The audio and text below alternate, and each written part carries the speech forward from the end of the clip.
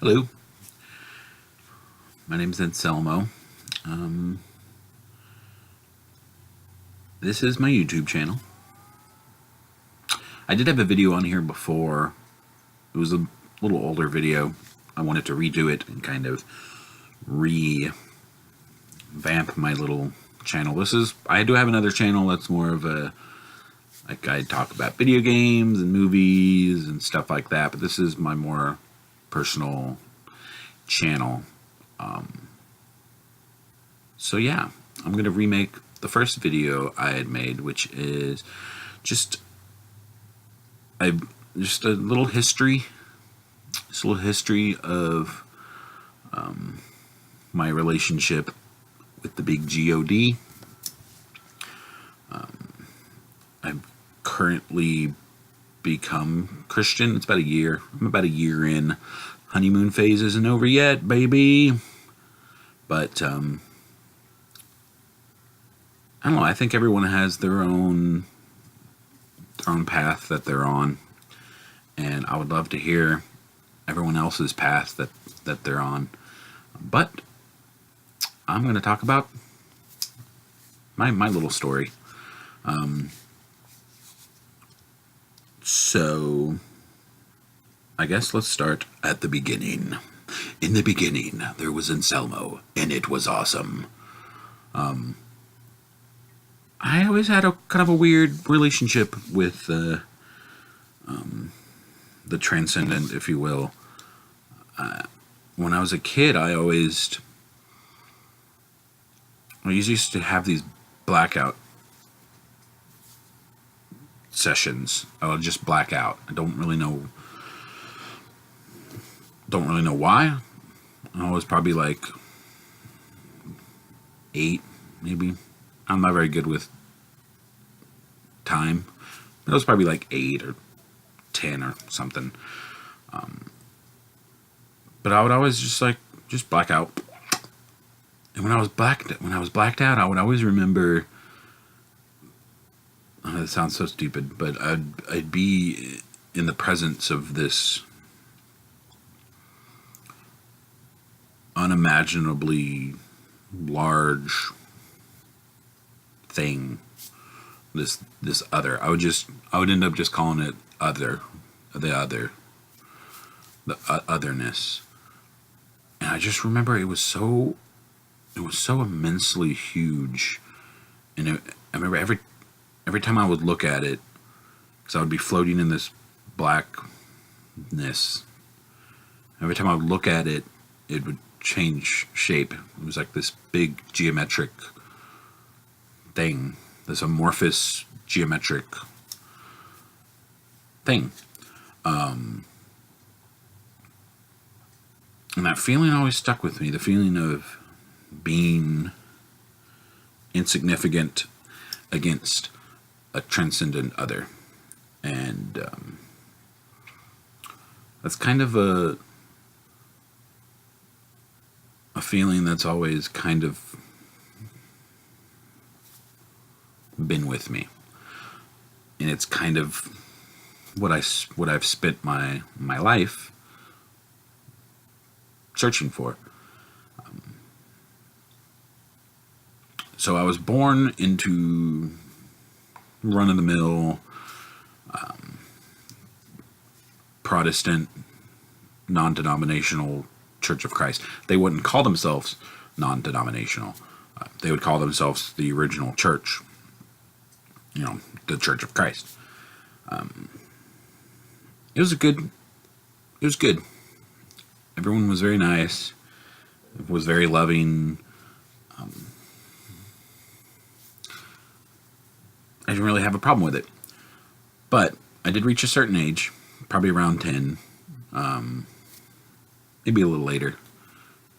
Between 10 and 14, I really just started asking questions.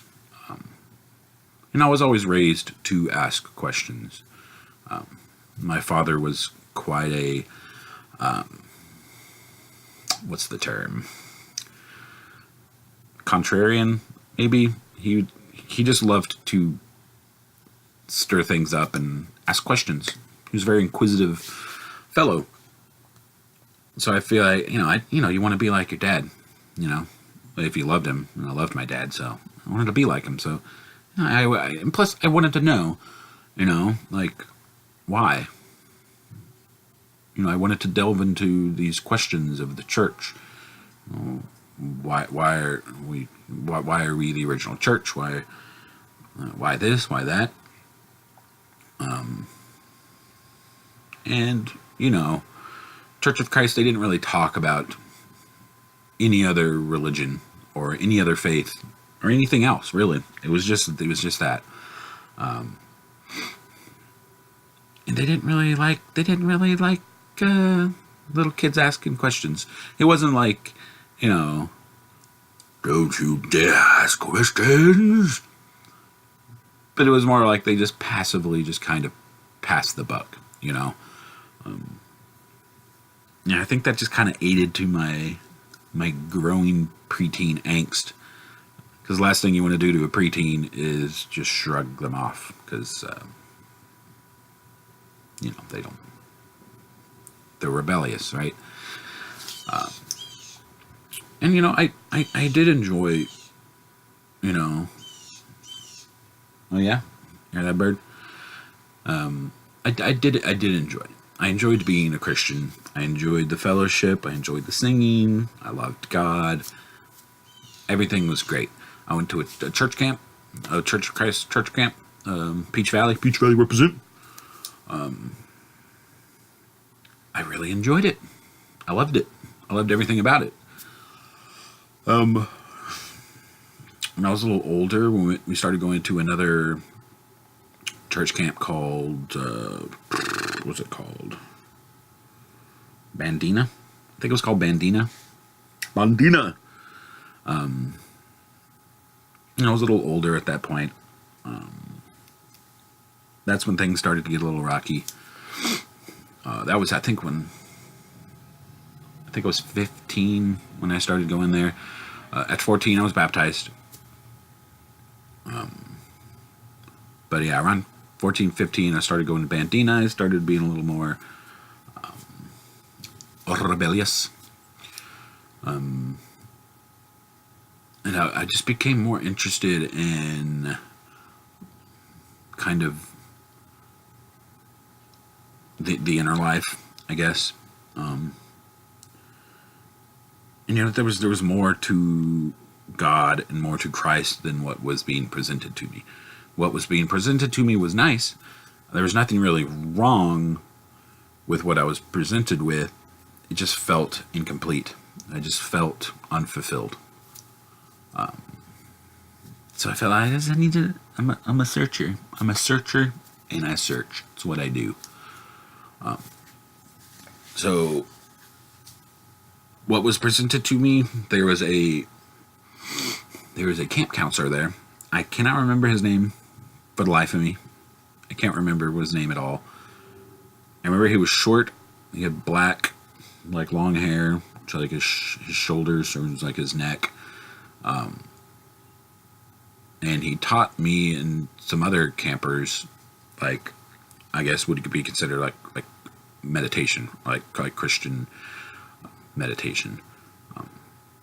And I mean in secret, because that's not really something that the Church of Christ condones, because it's not in the Bible. If you don't know about Church of Christ, they're like sola scriptura to the max. Like if it's not in the Bible, you don't do it.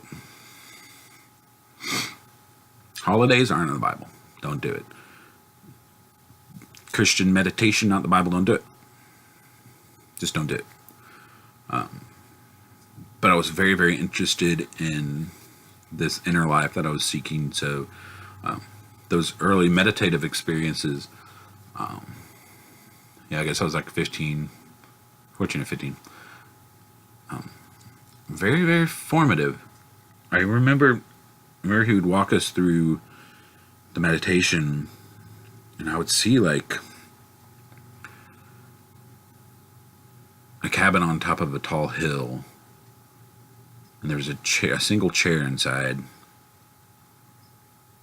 and underneath the chair there was like a cellar door, and I wanted to get. I remember like my goal was to get to the cellar door. I don't know. That's just like a memory I have of meditation. I don't know what that means. Probably some type of subconscious thing being explored. I don't know. I'm not a psychologist, okay? But yeah, that kind of cracked the egg. Because at that point I was just like, there's something more than what I'm being told. I guess I was just angry about it, and that just led to just me just throwing the baby out with the bathwater. Just being like, well, if they're not, because I mean they didn't. I was never told about other religions or even other Catholic or any other Christian faiths. So I figured, well, if I'm not getting all the answers here, then there are no answers. There's no God, whatever. I quit. So I remember I wanted to leave so bad. I wanted to leave church camp so bad. And I remember just, which looking back, it's just so dumb. And I pray to God for forgiveness for this. But I remember just like praying to him that I just hated him so much, and I wanted to go home so bad. And I remember I just screamed it in my mind until I got sick. Like I literally got sick. Like I got a fever and I shivered and I was sent home. Yeah. So after that, I mean, I was in high school at that point, and you know, as much as I rejected the Christian faith, I mean, that didn't mean that I had stopped giving up looking for the other. So in high school, I mean, I delved deep into that preteen, teen, edgy atheism that so many people fall into. You know, I fell in love with Nine Inch Nails, you know, Bill Hicks and Tool. It's interesting, the thing about Bill Hicks and Tool, they're both very angry, and they're both kind of rejecting traditionalism out of like a sense of cynicism. There was always a thin line of some type of spiritualism there, which intrigued me. Which is what I was doing at that point. I was rejecting my old traditionalism, and not fully, because I realized that there was a kernel of truth out there. I just didn't know how to get to it. So that's how I spent most of my high school, being an edgy little Bill Hicks quoting atheist. I must have been so annoying. I apologize to all the people I went to high school with if I was ever a pretentious Bill Hicks quoting cynic. I apologize. I still love Bill Hicks, though. He's a great mind. But yeah, post high school, I kind of delved deeper into like the, not really new age, but kind of like new spirituality. Started to read a lot of, you know, Timothy Leary, got deeper into like the psycho-spiritual aspects of like psychedelics. I started taking psychedelics, which, I mean, I guess we'll just talk about psychedelics right now. I don't fully condone the use of psychedelics. I can't say for sure if they were actually formative in a fully positive way, but I don't regret taking them. I see them now as kind of looking out the window instead of opening the door. Like, it's like entering a state instead of working through the stages to reach that stage. It's a cheat. It's a cheat. It's a cheat. It's a cheat code. It's like putting in the Konami code for your perceptive consciousness. It's fun, but that's not why you play the game. I had some crazy experiences. I tell you that much. Yeah, I had some crazy experiences. Like, I think the last time I took a psychedelic, I experienced what they would call ego death, which is basically just total obliteration of a sense of self and a sense of place and a sense of time. I was gone. And after that, I was just like, I'm good. I feel like I'd reached the edge of the universe and was like, nothing else to find here. So I kind of edged off doing those. I felt like it was kind of a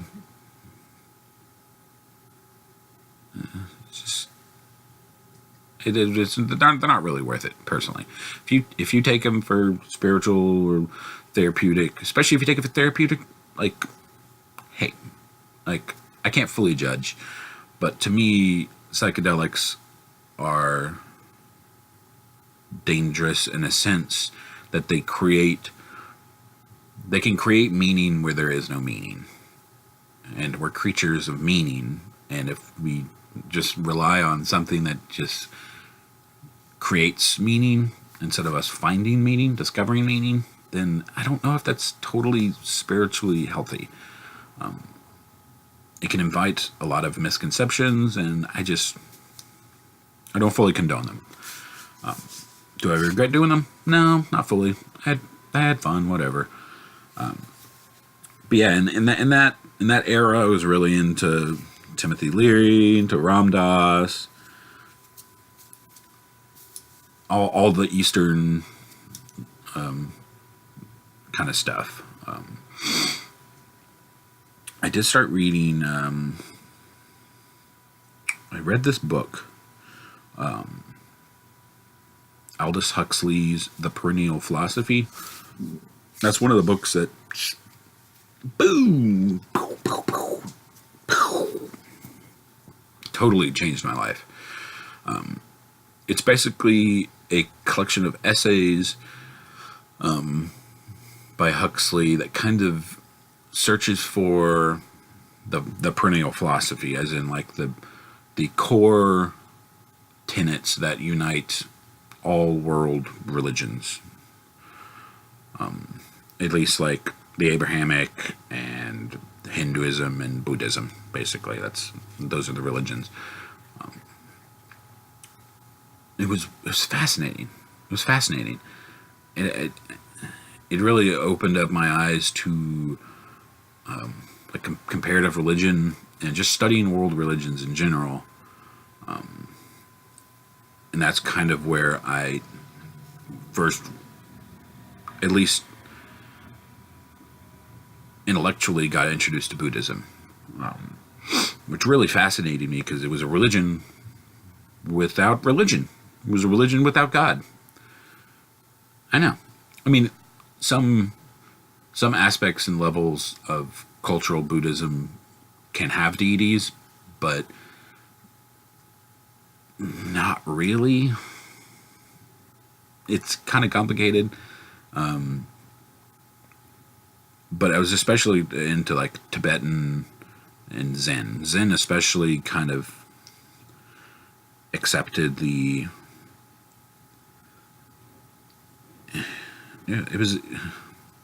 religion without religion. It was very, very strange. But it fascinated me. I was like, I can be religious without religion? I can, again, the same thing with in the Western eyes, it was like kind of like psychedelics. I can look out the window without opening the door? Interesting. Yeah, I really started reading a lot of Buddhist books. God, what was his name? Trunkpa. I got right here. Chogyam Trunkpa. I never knew if I was really saying that name right, but fantastic stuff. But yeah, I started to get a little bit more into that, but I unfortunately kind of delve into a lot of nihilism at that point too. Before Buddhism kind of saved me, because I was in a bad place. God, I was probably like 20. I don't know, maybe 27. No, probably like 26. I don't know, but I was severely depressed, and I did attempt suicide twice. I obviously didn't really mean it because I didn't go through it. I didn't finish the job, so to speak. But I was not in a good place. But luckily, I found Buddhism. And it kind of just, at least instead of delving into the cellar, I at least looked out the window. I didn't open the door, but I looked at the window. And here I am because of it. God works in strange ways. But yes, I eventually became a Buddhist. The whole deal. And I enjoyed it for what it was. Eventually, it just, while I still really respect a lot of the tenets of Buddhism, and a lot of the tenets match up pretty well with Christian doctrine. There are some parts that just never fully clicked. Looking back, I think it really is just a matter of culture, and how kind of the East and West are just, at least the Far East and the West, they're just not, they just think totally differently. And just some of the Buddhist stuff, I just couldn't fully, it just wasn't full. It wasn't, it was missing something. It was missing something. Because it was like, there is no other, blah, blah, blah. And it just didn't, I knew there was another. I knew there was. And with Buddhism, it's kind of the core of it is that there's no other, there's just you. Maybe not.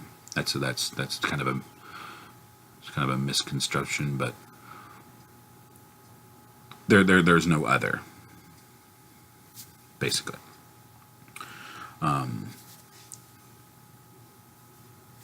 So about 5 years ago, my father had a stroke.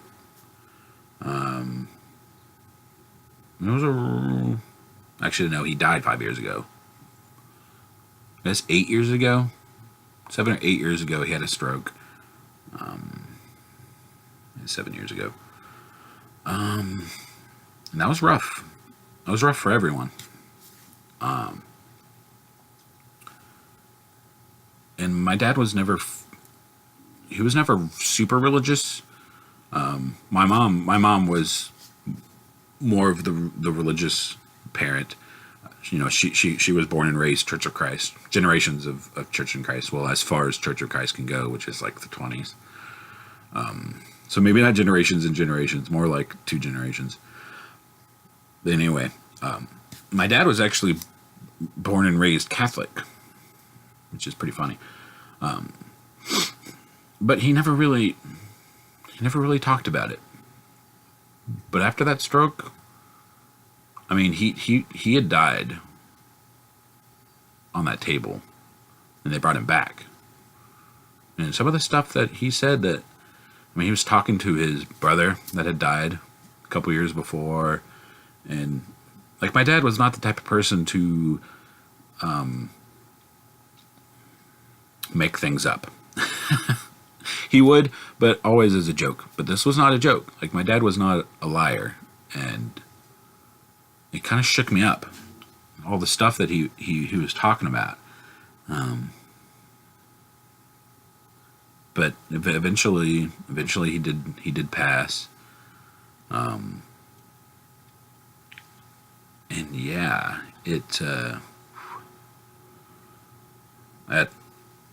that sent me back into depression, as you can probably imagine. And thank God Mercedes was there, because this time it wasn't a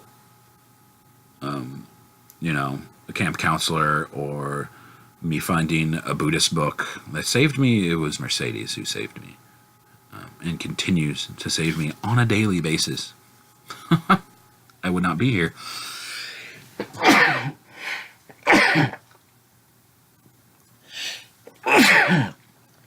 Excuse me. I would not be here if it wasn't for Mercedes. And she would, when I'd get these bouts, I would get these huge bouts of depression, and she would lay me down, and then she would pray over me. Of course, I didn't believe I didn't believe whatever she was doing. I was just like, I don't care. I give up. Which, what I didn't know at the time, that's what I needed. I needed to give up. Not in a, I give up. But I needed to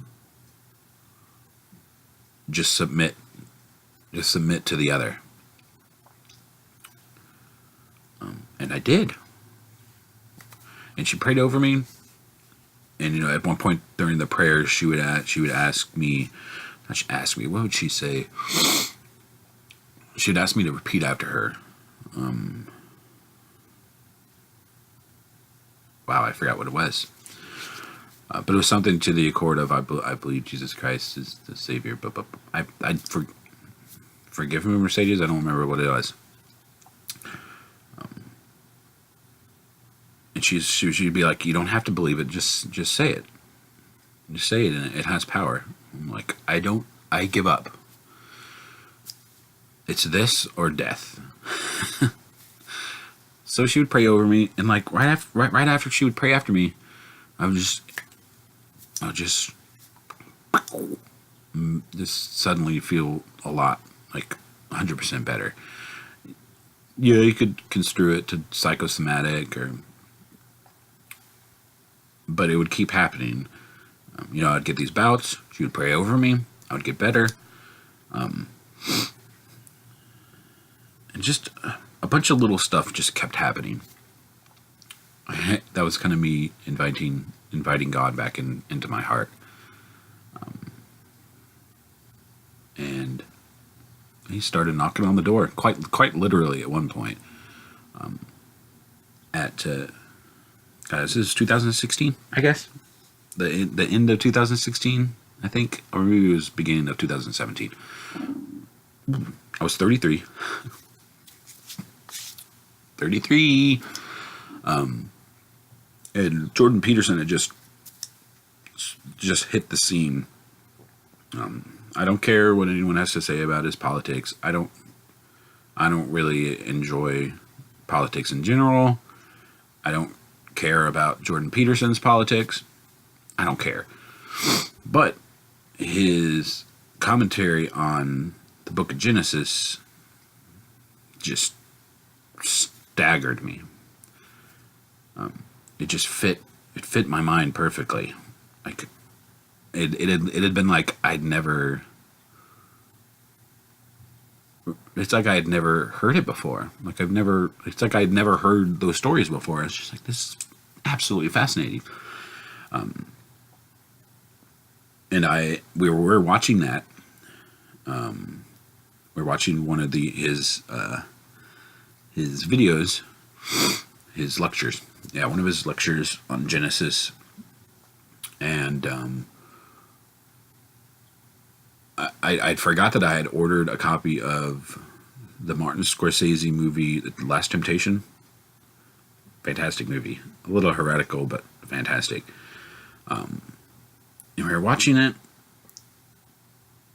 and Mercedes was reading her Bible, and she was reading the point where it talked about Jesus knocking on the door. And what happens? There's a knock on the door. And what's at the door? Last temptation. Just like, okay. So this whole house metaphor that I'm just kind of realizing, like when I was younger, the meditation of the cabin and the meditation on the cellar door and the window and the door. And right now, someone was knocking on the door for me to open. Oh boy. So I was like, I kind of brushed aside. I was like, okay, this is coincidence. Okay. And through Jordan Peterson, I discovered Jonathan Pageau. If anyone has not seen one of his videos, they are fantastic.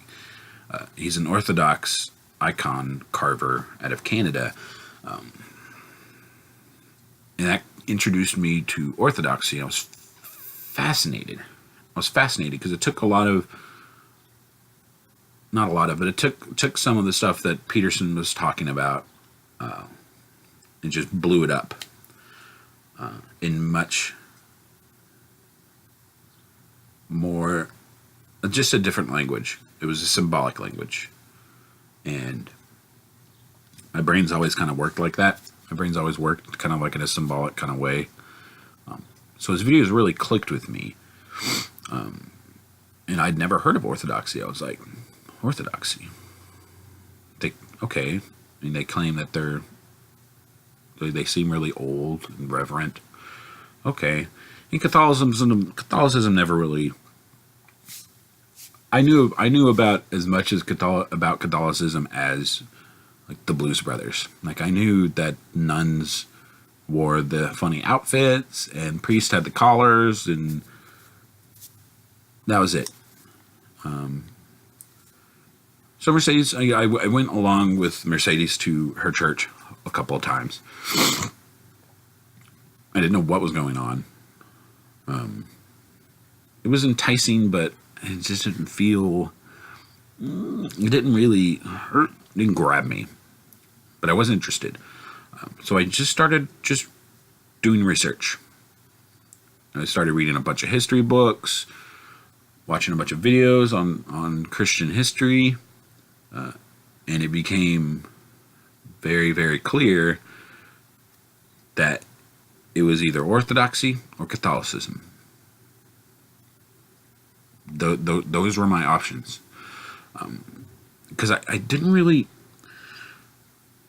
A lot of the doctrine and beliefs, they just clicked. Like the sacraments, clicked. The vicars of Christ, clicked. It all made perfect sense to me. Apostolic succession, clicked. Perfect sense. But I couldn't fully comprehend the papacy.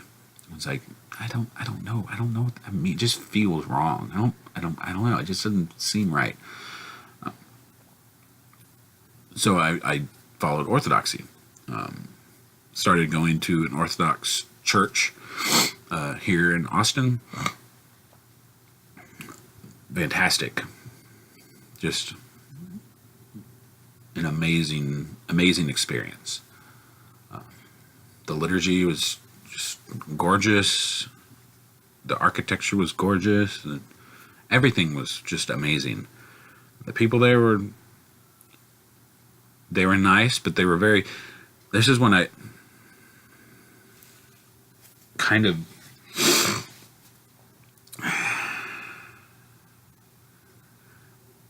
Orthodoxy. I love Orthodoxy.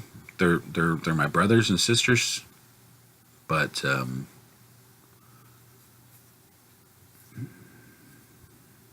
they're just really close. I don't jump ahead, but yeah, I started going there as kind of an undeclared Christian at that point. I jumped forward a little bit. I had read C.S. Lewis, his book Mere Christianity, before I kind of started going to this Orthodox church. And boy, that book converted me. If there's a single moment of conversion, it would have to be reading Mere Christianity. So it was a pretty good book. It was all right. It was okay. But yeah, I read Mere Christianity, and I remember finally praying to God after 15 years, 17 years. The last time I had prayed to him, I was yelling at him. And boy, did it feel awkward. It's like calling up an ex and asking to come back. Please get back. And I just burst in tears. Was begging for forgiveness. And he gave it to me. And yeah, he set me on the path to come home. So yeah, at that point I started, discerning, becoming Orthodox. Get back to that. And I really enjoyed, for me it was really the theology, the Eastern theology really spoke to me more than the Catholic Western theology. But there was something about Orthodoxy that just didn't.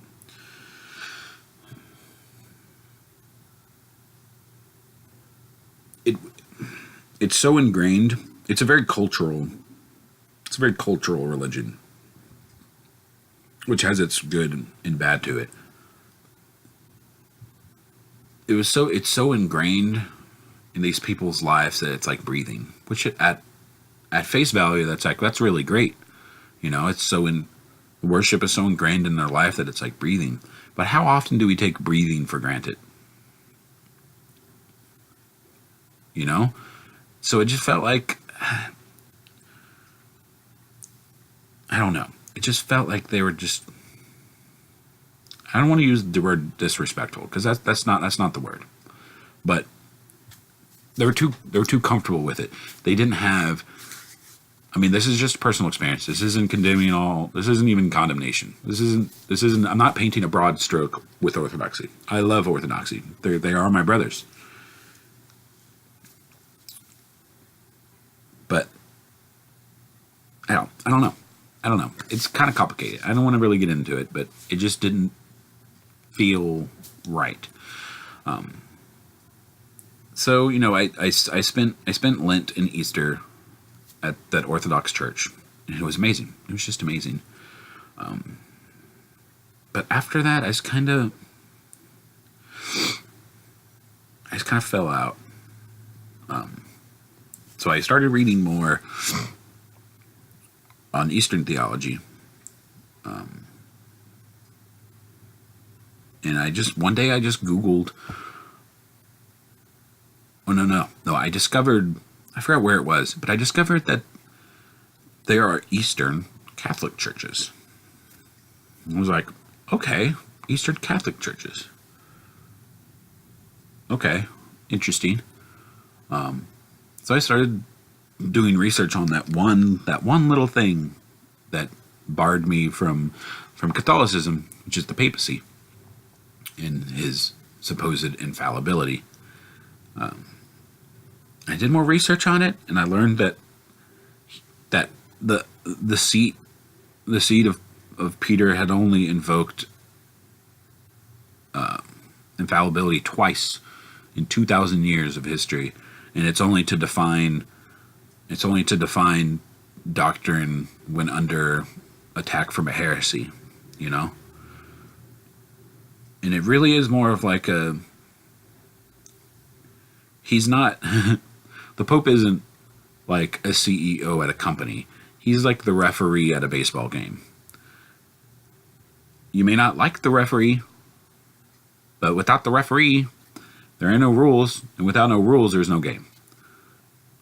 So that kind of just clicked. I was like, okay, that makes sense. So I started doing research on Eastern Catholicism and how, you know, it's still alive.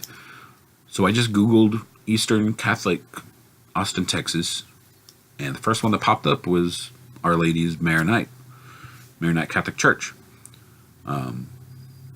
So we went there the next Sunday, and I just immediately, it was just boom. I felt right at home. And yeah, I not immediately, but within a couple weeks, you know, I asked Abuna, I was like, I want to become Maronite. So he took me under his wing for catechesis, and within a month, boom, I was confirmed, I was chrismated.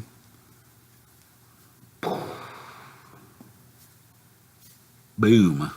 So happy.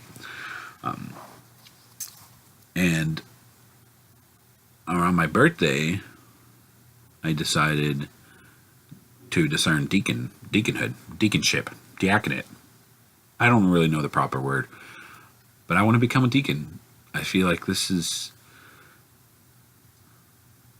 I mean, I want to serve. I want to be a vicar of Christ. I want to be as Christ-like as possible. And the best way to do that is to serve. And because he came to serve us. And I want to be like him. So that's where I am right now. Spiritually, religiously. I mean, this is the tail end of Lent right now. I'm making the video. So Passion Week starts in a couple days. Pretty excited. Tomorrow is actually Lazarus Saturday. Pretty excited. But yeah, this has been my long history of my religious experiences. I wonder if anyone out there is actually still watching. If you are, please comment below. If you have anything to share, if you want to share your religious experiences, please do. If you want to yell at me for being a sheep or an idiot, you can. If you want to watch more videos, I want to make more videos on just the topic of God and all that good stuff. Then subscribe. Smash that like button. Hit that bell. Whatnot. Whatever the kids say these days. But thank you for watching, everyone. Everyone have a beautiful day.